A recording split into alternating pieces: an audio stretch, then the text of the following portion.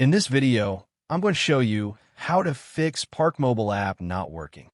First, to resolve this issue, we will first head over to our device settings. From here, scroll down and tap on General. Once you're in the General Settings tab, look for iPhone Storage option and tap on it. Over here, you can either search for the app or you can scroll down and look for it. Then tap on the app. On the next screen, you need to tap on the Offload app option. A confirmation pop-up will come up.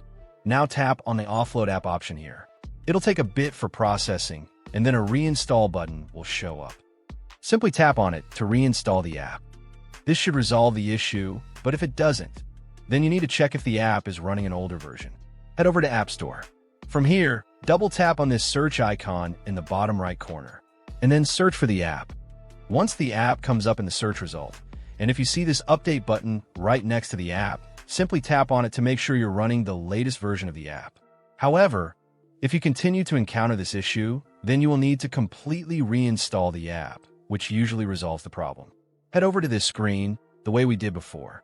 And over here, tap on the Delete App option here to uninstall the app from your device. A confirmation pop-up will come up. Now tap on the Delete option here. Once uninstalled, open up App Store and search for the app in the search bar. After the app comes up in the search result, simply click on this cloud icon to install it back onto your device. Hopefully, this resolves the issue. If it does, consider sending a super thanks to support our channel. And also don't forget to hit the subscribe button. We'll see you in the next video.